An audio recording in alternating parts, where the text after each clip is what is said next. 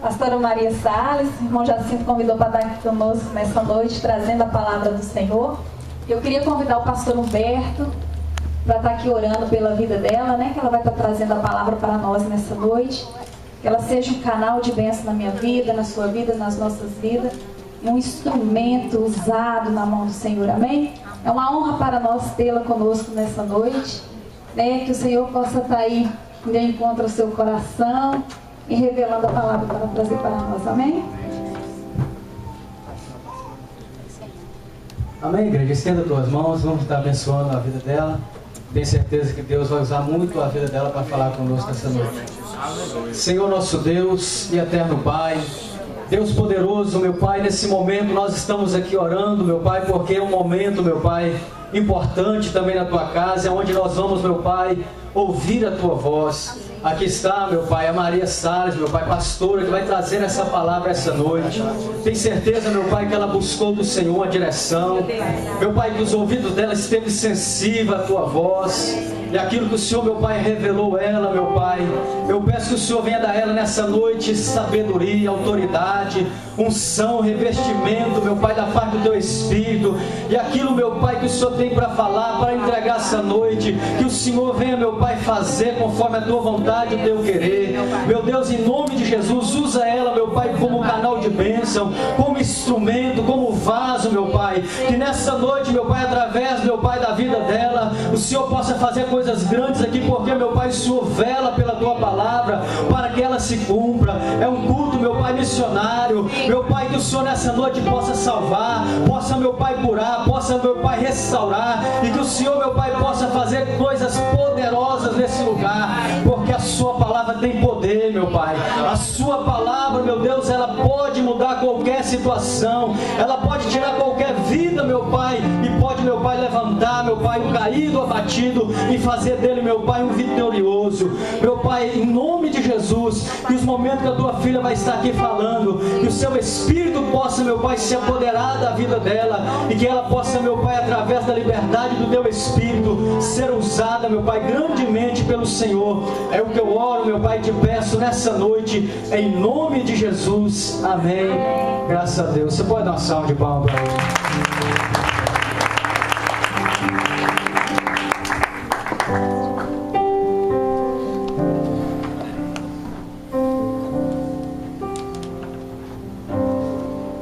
Quero cumprimentar a igreja com a gloriosa paz do Senhor Jesus Cristo. Amém.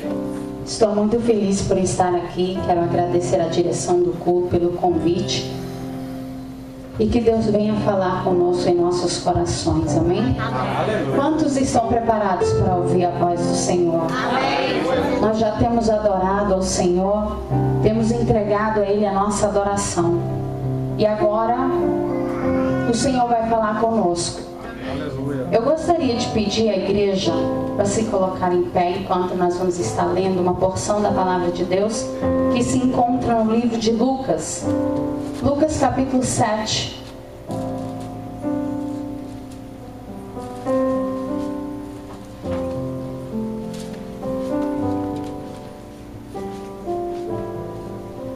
Lucas capítulo 7, a partir do versículo 36.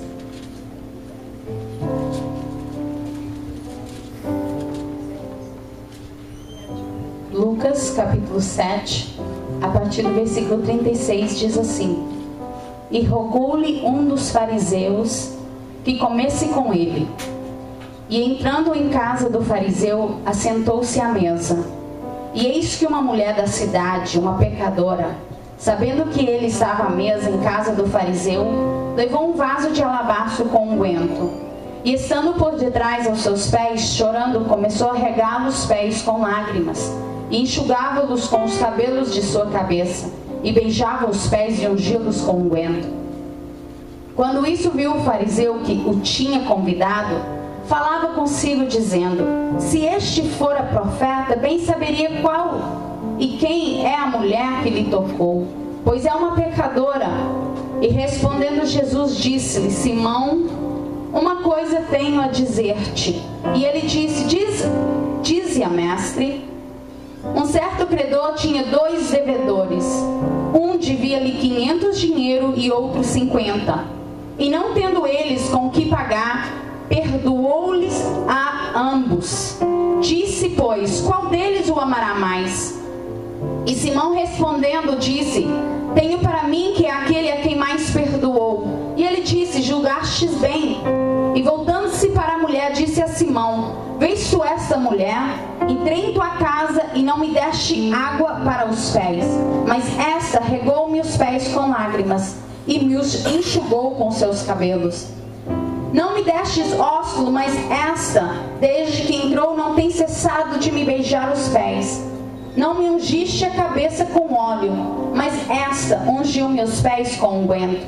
Por isso te digo que os seus muitos pecados lhes são perdoados, porque muito amou, mas aquele a quem pouco é perdoado, pouco ama. E disse a ela, os teus pecados te são perdoados. E os que estavam à mesa começaram a dizer entre si, quem é este que até perdoa pecados? E disse a mulher, tua fé te salvou, vai-te em paz. Podemos assentar. Nesta noite, essa foi a porção que o Senhor colocou em meu coração. Nós estamos num culto de missões, um culto sobre o título, o tema de comprometidos com Deus e o resgate das almas. Quando nós vemos esse tema, comprometidos com Deus e nos resgate das almas, Deus no resgate das almas, eu posso deparar com duas partes nele. Primeiro nós vamos ver que está falando sobre compromisso com Deus. Não temos como nós chegarmos a um resgate de almas se nós não estivermos compromissados com o nosso Deus. E é muito fácil dizer eu tenho compromisso, mas as coisas vão muito mais além do que só palavras. É algo muito mais profundo, um compromisso. E eu quero começar primeiro em dividir esses dois temas, comprometidos com Deus, para depois nós termos uma noção de resgate das almas. Nessa semana que passou, eu ouvi uma história muito interessante, me veio à memória algo muito interessante que o Espírito de Deus trouxe ao meu coração. E foi por onde o Espírito de Deus me levou. Eu não sei quantos de vocês têm andado de avião. Eu já andei algumas vezes. E todas as vezes que você chega dentro de um avião, antes dele levantar o voo, ele sempre vem a aeromoça e ela diz assim, olha, se alguma coisa acontecer, vai cair máscaras de oxigênio do teto. E se você estiver viajando com menores ou com um bebê no seu colo, do seu lado, primeiro coloca sobre você a máscara, para que depois você possa colocar na pessoa, no menor que estiver com você. Nós temos uma noção de que, às vezes quando você ouve isso, você pode pensar, poxa, mas é algo tão frio, se eu estiver com um bebê, eu quero salvar o meu bebê primeiro. Mas a realidade é que enquanto você estiver tentando salvar o seu bebê e alguma coisa acontecer, você não vai servir para salvar ele se você não tiver com uma máscara de oxigênio. Então quando diz primeiro você tem que colocar sua máscara, é porque pode acontecer que enquanto você está tentando, que adianta, ele não pode caminhar sem você. Se você não estiver servindo para o carregar, não vai adiantar nada ele ter uma máscara, porque ele é uma criança, um bebê. E então o Espírito de Deus me levou por esse caminho, comprometidos com Deus. Não tem como você resgatar almas, colocar máscaras de oxigênio em alguém que está do seu lado, se você não estiver comprometido com o reino, se a máscara de oxigênio, a vida do Espírito não estiver dentro de você. A igreja, ela não é essas 4 paredes que nós encontramos aqui. Igreja, a noção de igreja não é um local que você vai. Igreja somos nós. Nós fazemos parte da igreja. Nós somos o corpo de Cristo. A igreja, ela não é simplesmente uma organização. A igreja é um organismo vivo. Ele tem vida. Ele tem a vida do Espírito. Aleluia. E se nós somos comprometidos com Deus, nós temos a vida do Espírito.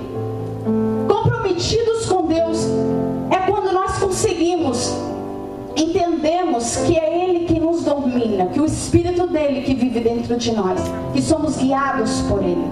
que andamos por Ele. Nós somos chamados no corpo de Cristo, não é para sentar numa cadeira, num banco de igreja toda semana e sentirmos que estamos bem. Nós não somos salvos por Cristo para que nós venhamos estar no púlpito e pregar e cantar e fazer tantas coisas dentro da igreja bonita. Nós somos salvos por Cristo para que nós venhamos a transferir a vida que há dentro de nós para alguém. Amém. Mas não tem como você transferir se você não tiver nada dentro de você. Jesus. Então, quando eu vejo a primeira noção de comprometido com Deus é algo muito mais profundo. Se nós vamos parar para ver, existe 2 reinos aqui na terra. Existe o reino das trevas e também existe o reino da luz.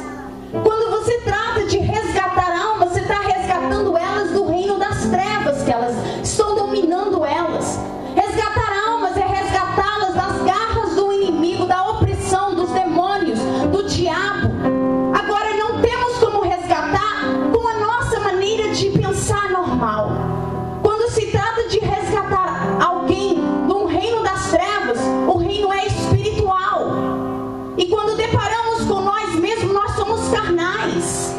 Se vamos entender a profundidade de resgatar alguém e compromisso com Deus, precisamos de nos transformar de pessoas carnais para pessoas espirituais.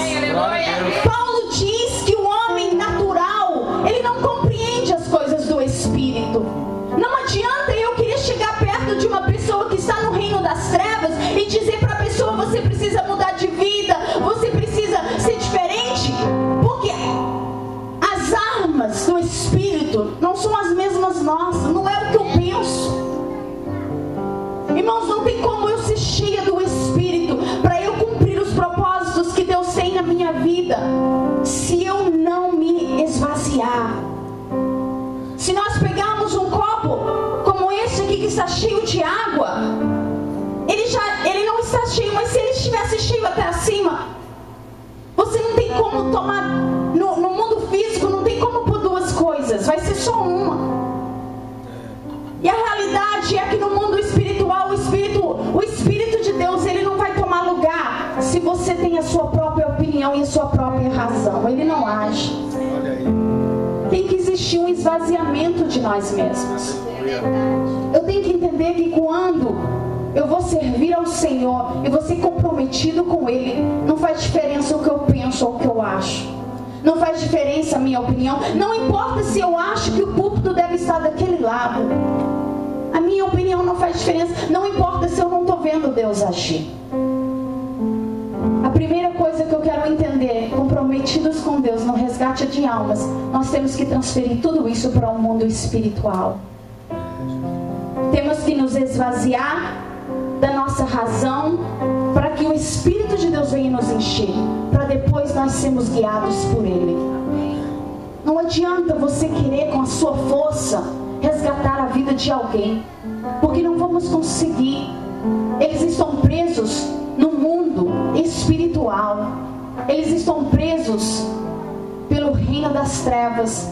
Somente aqueles que estão comprometidos com Deus e com seu Espírito e seus propósitos vão poder alcançar o objetivo que o Senhor tem. Nós estamos aqui na casa do Senhor é para salvar as vidas. Não há outro propósito além disso. Não há outro propósito. Estamos na casa de Deus domingo após domingo, sermos enchidos da palavra de Deus e você não fazer nada com isso.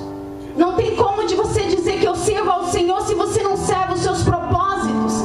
Existe uma parábola muito triste que Jesus uma vez disse: olha, qual obedeceu? A parábola dos 2 filhos, que um disse que obedeceria a Deus, parecia ser muito bom, mas na hora que Deus pediu ele para ir trabalhar na vinda, ele não foi. E aquele que disse que não ia, mais tarde se arrependeu e foi. Obediência não é simplesmente ter vontade, eu tenho que fazer algo para o reino de Deus. Aleluia. E quando eu entendo comprometido, eu entendo que comprometido com Deus é uma pessoa que está esvazio de si e de sua razão e cheio do Espírito de Deus. As coisas do Senhor, elas não são entendidas pelo olho natural. Nem tudo que é espiritual, você consegue discernir com o teu olho. Paulo fala que o natural, ele não consegue discernir as coisas espirituais. E muitas vezes nós estamos querendo viver uma vida com Deus com a nossa visão, com a nossa natureza, com o nosso pensar. Queremos colocar Deus da forma que nós achamos que Deus tem que ir. Queremos chegar até uma pessoa e querer julgar e dizer o que tem que fazer diferente daquilo que Deus tem para aquela pessoa. Então, não poderia falar de resgatar almas sem primeiro nós sabemos que se vamos ter sucesso nesse desafio, é quando nós mesmos estiver com a máscara de oxigênio, o espírito de vida nos dominando de verdade. Resgatando almas do inferno é uma guerra. É uma guerra. O diabo, ele não está satisfeito em saber que estão tendo vidas transferidas para um reino de luz. E se você não tiver com a sua máscara de oxigênio ligada, quando a tribulação vir, você pode cair, você pode não avançar, pode machucar. Então, quando vamos tratar de resgatar de almas, não é uma brincadeira. Há uma necessidade dentro de nós de sermos cheios do Espírito, não só um pouquinho. Não adianta eu ser metade carnal e metade espiritual. Eu preciso ser cheia pelo Espírito de Deus para ser guiado por Ele. Amém. Aleluia. Com essa pequena introdução, nós deparamos para ler esse texto. E a primeira coisa que nós vamos ver nesse texto é que rogou-lhe um dos fariseus. Eu não sei quantos de vocês têm o conhecimento da palavra fariseu. O que era um fariseu? Os fariseus, eles esperavam um rei terreno. Eles esperavam um rei que fosse filho de Davi, que fosse ser rei na terra. Os judeus, eles estavam sobre a opressão dos romanos. Então, quando apareceu Jesus dizendo que era o Messias que eles esperavam era um rei terreno, era um rei que fosse livrá-los da mão dos romanos. Por isso que havia essa confusão. Os fariseus, eles queriam olhar para Jesus, mas queriam colocar Jesus para se adaptar nos seus planos, da forma que eles achavam que tinham que ser. Enquanto os fariseus estavam esperando um rei terreno para os livrar da opressão dos romanos, Deus estava dizendo: eu vou mandar um rei espiritual para levar o povo do seu coração duro. Eu vou mandar um rei terreno que venha trazer este povo para a comunhão comigo, para mais perto de mim. Então Jesus veio e ele, em vez de ser aquele rei terreno que os judeus esperavam, ele era amigo dos pecadores e dos publicanos, daquela mais baixa categoria. E os fariseus, eles não aceitavam aquilo, porque muitas vezes quando Deus não encaixa nos nossos planos, nós podemos pensar que Deus não está fazendo nada, que Deus não está agindo. E Jesus não seguia a lei deles. Os fariseus apareceram mais ou menos entre aqueles 400 anos de silêncio. Eles olhavam para a história do exilado, na hora que Israel foi levado ao cativeiro, e eles pensaram que o povo de Israel tinha sido levado por cativeiro por não guardar a palavra de Deus. Então o que aconteceu? Levantou-se o grupo dos fariseus, e eles pensavam assim: olha, além de nós termos a lei de Moisés escrita, nós vamos fazer uma coisa, nós vamos aumentar essas leis orais.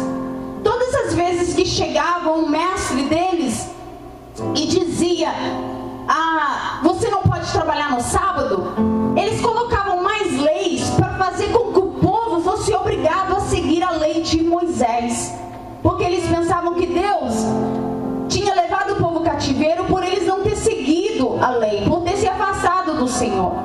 E aí, então eles colocavam mais ou menos, tem mais de 600 leis que eles colocaram, esse grupo de pessoas colocaram sobre o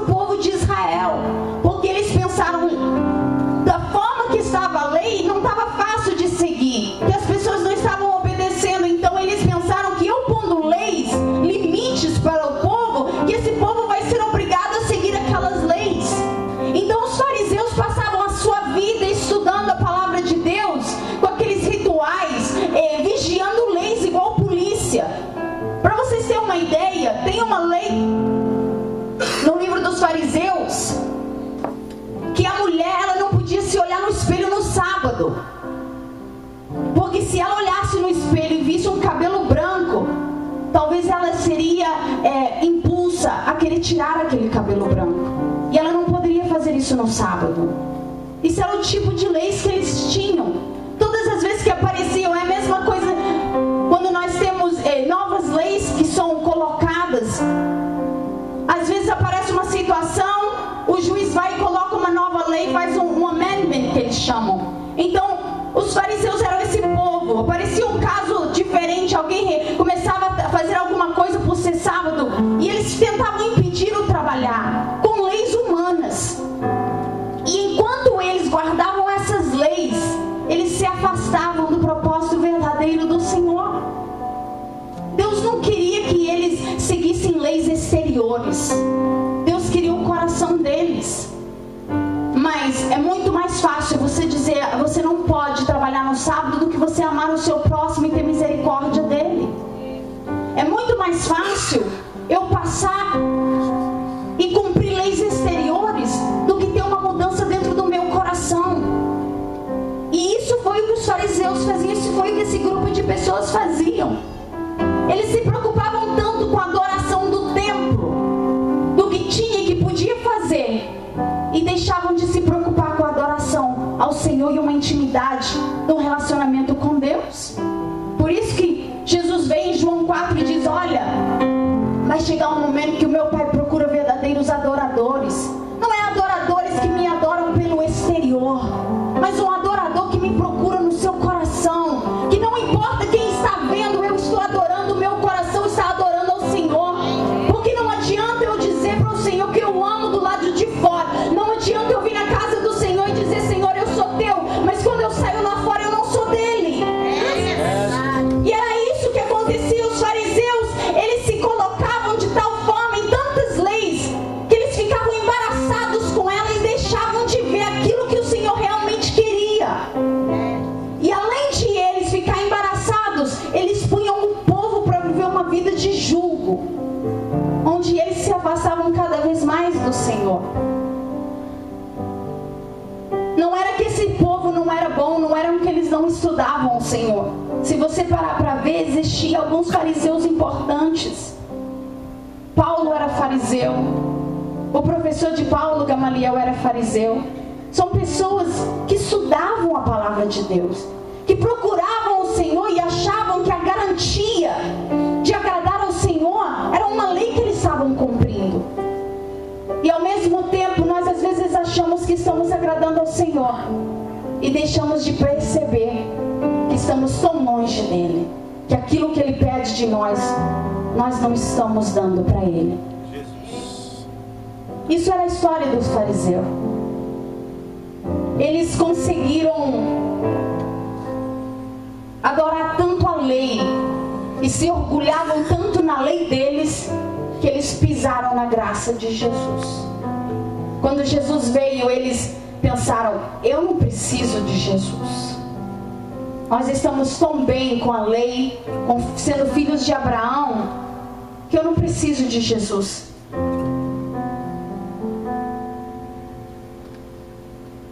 O problema que os fariseus tinham é que, por motivo deles se sacrificar e estudar tanto a palavra de Deus, eles achavam que eles eram melhores do que os outros. Quando João Batista chega, João Batista começa a pregar o arrependimento. Ele começa a dizer para o povo: vocês precisam se batizar. Batismo significa arrependimento de vida. E os fariseus olhavam para João Batista e diziam: nós não vamos nos batizar. Porque naquela época, batismo, na lei dos judeus, batismo era só para as pessoas que eram gentios. Os judeus achavam-se que eles não tinham necessidade de se arrepender de nada, porque eles eram filhos de Abraão, porque eles tinham a lei do Senhor. Eles acharam que eles eram tão especiais. Então, quando João Batista chega e diz: você se precisa batizar, na noção deles você está dizendo que nós somos como gentios, nós somos como uma classe baixa de pecadores. Então eles não conseguiam se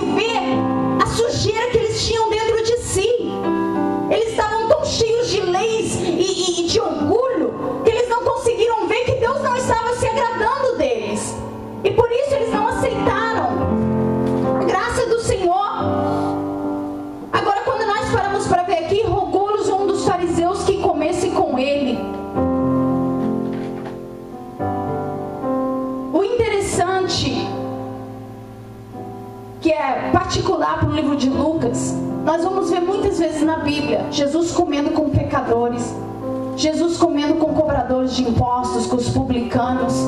E várias vezes este grupo de fariseus vai chegar até Jesus e dizer para Jesus: Jesus, como que você come com essas tais pessoas? Como que você se encontra com essa classe tão baixa? Mas somente no livro de Lucas nós vamos ver Jesus comendo também com os fariseus. No livro de Lucas, ele foi escrito um dos únicos livros, Lucas e Atos, foi escrito pela mesma pessoa, o doutor Lucas. E ele era gentio, ele não era judeu. E o livro de Lucas foi escrito com o propósito de expor Jesus como um homem perfeito. Ele foi escrito para os gregos. E os gregos, foi da onde veio o jogo das Olimpíadas, daquelas corridas. Eles procuravam pela filosofia um homem perfeito. Então Lucas coloca Jesus neste evangelho como um homem perfeito, um homem que não fazia acepções de pessoas. Por isso que nós vemos particular para o livro de Lucas, pelo menos 3 vezes Jesus comendo com os fariseus.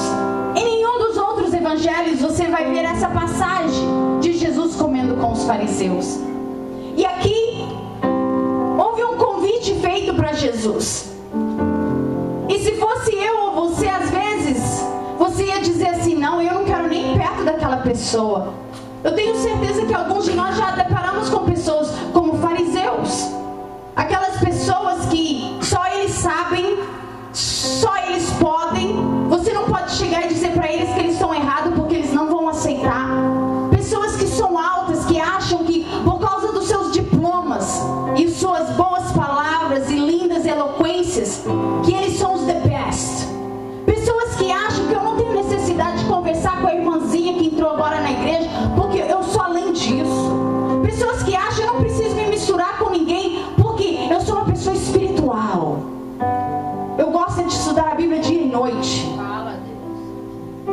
Eu tenho certeza que todos nós já deparamos com pessoas que, se você vê, você procura ir para o outro lado, porque você já sabe, se você encontrar com aquela pessoa, que vai ser assim, um confronto para você. A pessoa que é difícil de você ter um relacionamento com eles, porque eles não querem deixar de ver aquilo que eles veem. A forma de pensar deles é a forma correta. Então, quando eu vejo Jesus aceitando um convite do fariseu, eu começo a pensar comigo: por que Jesus aceitou um convite de um fariseu? E você pode dizer para mim: mas este fariseu aqui pode ter sido diferente dos outros. Mas não é, nós não podemos só ler a Bíblia num versículo, num texto, num capítulo. Se você parar para estudar, você vai ver que Jesus já havia sido confrontado pelos fariseus. Os fariseus, Jesus já havia curado no sábado. Jesus já havia perdoado pecados. E perdão de pecados para o fariseu somente Deus poderia fazer. Jesus estava fazendo porque ele era Deus, ele poderia perdoar pecados. Mas na noção dos fariseus, Jesus estava se blasfemando, porque ele estava perdoando pecados, aquilo que só Deus poderia fazer, e eles não viam como Deus. Os fariseus já estavam com tanta ira com Jesus. Jesus já estava colocando assim, fazendo um alvoroço onde aparecia. Tinha milagres, mas Jesus quebrava a lei dos fariseus. Aquilo que os fariseus passavam uma vida inteira guardando com tanto cuidado, Jesus chega, chuta aquilo tudo e diz: isso não presta. Para os fariseus, eles estavam com os nervos na flor da pele. Eles não aceitavam a forma que Jesus trabalhava. Eles não aceitavam que Jesus não obedecia à forma que eles achavam que tinha que ser. Então Jesus já estava um clima muito difícil entre os fariseus. E os fariseus já estavam procurando os meios para matar Jesus. Então, quando nós deparamos aqui no versículo 36 do capítulo 7 de Lucas, nós vamos ver que esse convite feito pelo fariseu não era um convite para honrar Jesus, não era um convite para procurar a sabedoria que Jesus tinha, para ter um bate-papo e aprender de Jesus. Era um convite para observar Jesus. Era um convite onde eles queriam colocar Jesus contra a parede, procurar algo que pudesse pegar de Jesus para apresentar ele para os romanos, para ele ser morto. Esse é o tipo de convite que está aqui, era uma afronta. E o interessante é que o nosso Deus, sendo soberano, sabendo de tudo isso, ele aceita esse convite. Mas não importa que tipo de alma seja, o propósito de Deus é expor a palavra de Deus. Irmãos, ninguém vai ter desculpa diante do Senhor. Os judeus, eles não foram ignorantes com Jesus, eles rejeitaram Jesus, porque várias vezes você vai ver Jesus chegando até eles. Um grande exemplo disso é Nicodemos. Nicodemos, no capítulo 3 de João, recebeu uma das maiores revelações do novo nascimento. Ele era um fariseu. E quando você vê Nicodemos saindo da presença de Jesus, parece que Nicodemos não entendeu nada. Mas isso não deixou com que Jesus revelasse para ele verdades bíblicas do reino. Então, quando eu paro para ver comprometidos com Deus nos resgates das almas, eu quero trazer a evangelização de um fariseu. Eu não sou responsável a forma que o fariseu vai receber e entender a palavra de Deus, mas eu sou responsável para expô-la. Eu não posso diminuir a palavra de Deus pelo que eu penso que não vai ou vai acontecer. Eu preciso ser guiada pelo Espírito de tal forma que as minhas emoções e o meu pensar não venha atrapalhar aquilo que Deus quer fazer. E não é porque era Jesus que ele não teve afrontas do fariseu. Não é porque era Jesus que o fariseu não o colocou contra a parede e procurou de Jesus algo para afrontá-lo. A intenção deste convite não era um convite de paz, mas era um convite de teste, de observação. E mesmo assim o nosso Jesus não perdeu a oportunidade. Ele não perdeu a oportunidade de aceitar com este fariseu e expor-lhe a palavra. Este fariseu convida Jesus, ele está comendo, e naquele tempo não existia cadeiras como existe hoje para comer numa mesa. Naquele tempo eles ficavam deitados, com mais ou menos deitados de lado. Uma mão ficava segurando a cabeça e a outra mão ficava comendo e conversando numa roda. E os pés, uma das leis dele é que os pés eram impuros. Então os pés ficavam na parte mais distante da mesa. Eles ficavam deitados, as cabeças todas perto da mesa e os pés tudo para fora. E quando a Bíblia diz aqui que a mulher veio por detrás de Jesus e tocou-lhe nos pés, os pés de Jesus estavam dobrados. Então ele estava de lado e os pés dele estavam por detrás dele. Ele não estava vendo os pés dele. E essa mulher vem, pecadora, a Bíblia diz, não tem nome, e ela toca-lhe os pés. No momento que ela chega nos pés de Jesus, o fariseu vira: não, realmente, isto não é profeta nenhum. Dentro do seu ser, no seu pensamento, o fariseu começa a pensar, a menosprezar Jesus, porque ele já estava vendo Jesus para observá-lo. E muitas vezes, quando nós temos intenções de observar, nós perdemos e não temos condições de ver o verdadeiro sentido das coisas. Estamos tão tampados em querer ver por curiosidade e deixamos de ver pelos olhos espirituais e com menos condições ainda de seguir Jesus. E este homem, na observação, começa a observar Jesus e vê que aquela mulher estava tocando e ele não sabia. E a lei deles é que eles não se misturavam com essas tais pessoas. Então eles logo pensaram: Jesus não era nem sequer profeta, não era nada de importante, não era espiritual, porque Jesus não encaixava na lei deles, não encaixava na imagem que eles tinham de um Messias. Mas contudo, tudo isso, o que eu acho lindo de Jesus é que mesmo ele sabendo o pensamento daquele homem, em nenhum momento ele deixou com que o conhecimento que ele tinha daquela mente fosse exposto. Ele deixou com que a graça do Senhor e uma revelação daquilo que Deus é e faz por nós fosse maior do que o seu conhecimento. Nessa oportunidade que ele teve, ele não teve uma oportunidade para expor o seu conhecimento. Você não vê Jesus dizendo para que você pensa que eu não sou profeta? Eu sei o que você está pensando de mim, eu sei disso, eu sei daquilo.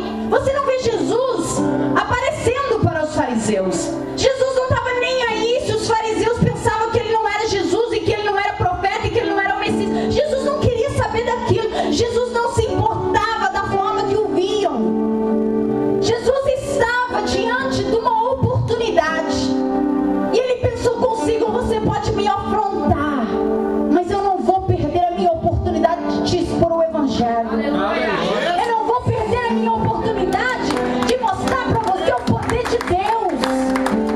Essa é a diferença. E quantos de nós às vezes temos oportunidade de chegar para uma pessoa que não conhece o Senhor, e o diabo muitas vezes vem usar aquela pessoa para te afrontar, para falar algo que te deixa nervoso. E você sabe por que você nunca expôs para a pessoa o Evangelho? Porque você não é comprometido com o reino. Você está comprometido com o que você pensa e acha. Você está comprometido com o seu estado emocional. Muitas vezes ficamos nervosos e abrimos a boca para falar de tudo menos do reino. Abrimos a nossa boca para expor, mas eu sei que eu posso, eu sou do Senhor. Eu oro não sei quantas vezes por dia, leio a Bíblia, estudo dia e noite. E enquanto você deveria estar falando do reino, você está falando de si. Jesus. Comprometidos com o reino,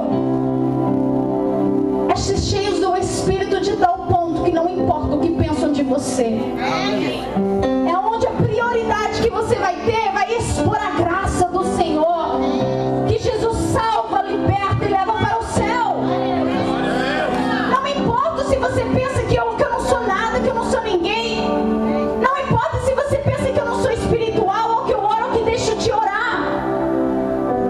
Eu não vou deixar a minha oportunidade por causa da minha natureza carnal.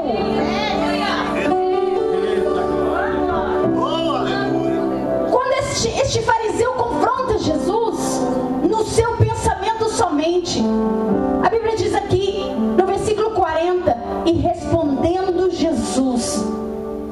Se você vê isso, respondendo Jesus, se fosse um de nós íamos responder: por que você pensa isso de mim? Ou eu poderia até dizer: não, eu sei que essa mulher que está atrás de mim, ela é fulana de tal, ela está aonde, está não sei aonde, ela fez isso, fez aquilo. Jesus podia se expor ali naquele momento, apresentar e defender quem ele era perante aquele pensamento. E o engraçado é que Jesus: Simão, uma coisa tenho a te dizer. Simão não tinha falado nada, ele tinha só pensado. E Jesus vira para ele: Simão, eu tenho uma coisa para te dizer. E Simão, com aquela crítica de hipócrita, diz assim: diz, mestre. Como que Simão pensava dele que era mestre? Ele mal sequer olhava para Jesus como profeta por causa daquela mulher. E a hipocrisia do fariseu era tão grande: diz, mestre. Aquelas pessoas que têm coisas no coração tão sujos, mas diante de você parece que são anjos perfeitos. Jesus sabia o que existia naquele coração, e mesmo assim aquilo não impediu-lo do propósito que Deus tinha para fazer. Aí Jesus diz a parábola dos dois credores.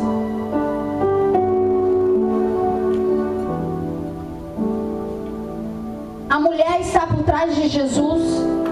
Ela chega até Jesus e ela começa a chorar. Começa a regá-los os pés de Jesus com lágrimas. Ela pega o cabelo dela. Naquela época, as mulheres andavam com cabelos presos, em público presos. E quando ela vê que era tanta lágrima que molhava os pés de Jesus, ela solta os cabelos em público. Para ela era uma humilhação muito grande, porque ela sabia que ela seria mais criticada ainda. E ela não importou com quem estava ao redor. ela soltou-lhe os cabelos e ela ungiu os pés de Jesus com unguento. Independente do fariseu, ela veio até Jesus e ela ofereceu a Jesus o que ela tinha. Ela estava determinada que, independente das circunstâncias, eu não vou sair deste lugar com nada meu. Eu vou me esvaziar. Eu vou me esvaziar. E quando eu paro para ver esse texto, é um contraste muito lindo. Nós vemos um fariseu tão cheio de si, ao ponto de deixar de ver quem Jesus era. E vemos uma mulher tão vazia, ao ponto de ser tão humilhada e não se importar. E Jesus até então não confrontou Simão. O interesse de Jesus não era confrontar Simão. O interesse de Jesus era expor-lhe as verdades do reino de Deus. E ele começa uma parábola. Ele começa uma parábola dos dois homens que devedores que deviam a um credor. E a parábola é que um devia 500, outro devia 50. O credor chega e perdoa esses dois devedores. Agora, enquanto o fariseu estava preocupado com o valor, ele deixou de ver que não poderia pagar. Tanto 50 como 500, nenhum deles poderiam pagar a dívida. E não importa se eu devo muito ou se eu devo pouco, o importante é que eu não poderia ter pagado essa dívida. E Jesus diz essa parábola de uma forma tão interessante, porque não era que nos olhos de Jesus existia ali duas pessoas com dívidas pequenas. Jesus diz aquela parábola para que o fariseu pudesse pelo menos entender alguma coisa. Se Jesus tivesse dito que os dois deviam 500, o fariseu com certeza nunca ia se colocar naquele lugar, porque ele nunca ia dever a mesma coisa que deveria uma pecadora. Então Jesus chega e diz para ele: olha, existem dois homens, duas dívidas. 50, na mente do fariseu era para ele pensar assim: sou eu que devo dever menos. E o outro 500. E o devedor, nenhum dos devedores poderiam pagar a dívida. O credor perdoou os dois. Jesus estava tentando chegar, mesmo com a afronta daquele fariseu, Jesus estava dizendo: Deus tem perdão. Deus tem graça para perdoar o maior pecador. E mesmo com tudo isso, ele pergunta ao fariseu, ele diz: quem que você acha que vai amar mais? E o fariseu diz: aquele a quem muito é perdoado. E o que eu vejo aqui é uma das maiores revelações da graça do Senhor. A graça do Senhor, ela é de acordo com a nossa autoanálise de nós mesmos. Nós só vamos experimentar a graça do Senhor de acordo com a necessidade que você tem dela. Quando nós paramos para ver a Bíblia, Jesus andava muito com pecadores, com prostitutas, com pessoas de classes baixas, porque ele já vivia numa sociedade que eles se achavam que não era ninguém. Então quando chega Jesus, eles amavam Jesus porque eles receberam Jesus. Agora, quando nós pensamos que nós somos alguém, você não tem lugar para Jesus. Quando você pensa que você é melhor do que alguém, você vai sempre olhar e observar o seu irmão que é pior do que você, e você vai deixar de usufruir o que Deus tem para você. E esse é o perigo que existe nos fariseus. Pessoas que são convertidas há tanto tempo, vêm na casa do Senhor, têm conhecimento da Bíblia de capa a capa, cheios de certidões, de certificados, de tantas coisas, que vêm na casa do Senhor e tem tanta facilidade de olhar para aquele que deve 500, mas deixa de se preocupar que, por mais que ele devia 10, 5, ele também não tem condições de pagar a dívida. E aí deixamos de receber a graça do Senhor. Viemos na casa do Senhor sempre com uma pá para dar para os outros.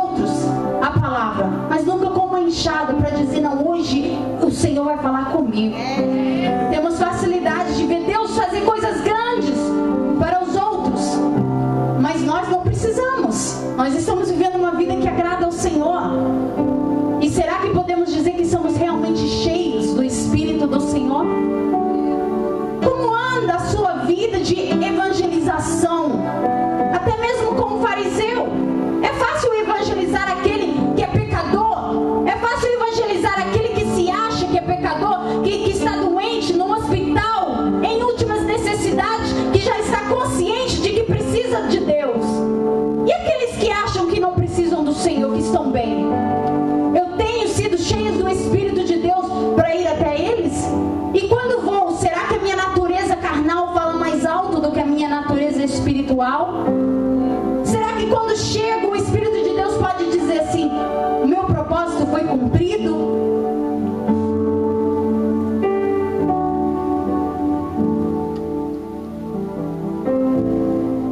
Chegamos a essa triste história. Jesus expondo que o amor, ele vai ser de acordo com o perdão. Você só vai experimentar a graça de acordo com o quanto você precisa dela. A graça e as coisas do Senhor, elas vão ser refletidas na nossa vida quando nós nos disponibilizamos para recebê-las. Quando deixamos de ver os outros e preocupamos somente conosco. Irmãos, eu quero dizer para você que não existe um culto na casa do Senhor que Deus não quer falar contigo. Não existe um momento que o Espírito de Deus não te procura. Aleluia. O problema é que às vezes estamos tão preocupados e observando tanta coisa que não ouvimos, que não recebemos para nós.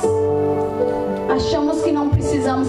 Mas eu vou dizer para você, eu sou egoísta na casa do Senhor. Eu não sou egoísta de aparecer na frente de ninguém. Eu não sou uma pessoa adequada para estar aqui no público. Vocês podem olhar para mim e pensar que eu estou tranquila, mas eu não sou essa pessoa adequada. Eu não sou me considerada pregadora. Eu sou egoísta, mas no meu interior. Quando eu sento num banco na casa do Senhor, eu digo: Senhor, fala comigo. Eu sou egoísta. Eu deixo tudo de lado e eu digo: Senhor, o que o Senhor quer falar comigo? Eu não tenho tempo para olhar para a vida de ninguém, porque eu estou preocupado com a minha dívida. E eu quero receber do Senhor tudo que Ele tem para me dar. Agora, se eu estiver satisfeita com o que eu tenho, eu vou ter tempo vazio para criticar os outros. E eu quero dizer para vocês que a maior revelação da graça é quanto mais você conhece ao Senhor, mais você não conhece. Quanto mais você conhece ao Senhor, mais revelação você tem que precisa dele. Você quer saber uma pessoa que está usufruindo de graça? É uma pessoa que sempre acha que nunca está bem. A graça do Senhor não é para você pensar que você é bom. A graça do Senhor é para você olhar para si mesmo e dizer como Paulo: miserável de homem que sou. A graça do Senhor, ela abre os nossos olhos. Ela faz nos enxergar da forma, de uma condição verdadeira do pó que nós somos. Se você está recebendo a graça e conhecimento da Bíblia para achar que você é alguém, você está enganado. Você está cheio de leis fariseus do exterior. A graça do Senhor, ela nos esvazia. E é o Espírito de Deus quem cresce dentro de nós. Agora, a graça do Senhor não tem medida, ela é para quem quer. Os judeus, quando Jesus veio, Jesus não veio para condenar ninguém. Por isso que ele apresentava-se com pecadores, com mulheres prostitutas. Teve uma certa vez que os fariseus, ele virou para os fariseus e ele disse assim: olha, eu vim para aqueles que estão doentes. E ele estava sendo um pouco sarcástico, ele estava dizendo: vocês estão sãos, então não se preocupem, eu estou com aqueles que estão doentes, aqueles que acham que precisam de mim. Jesus estava dizendo: vocês acham que não precisam de mim, vocês se consideram bons e sãos, mas eu vim para aqueles que precisam. Então a graça do Senhor Deus, ele não veio para condenar um homem nenhum.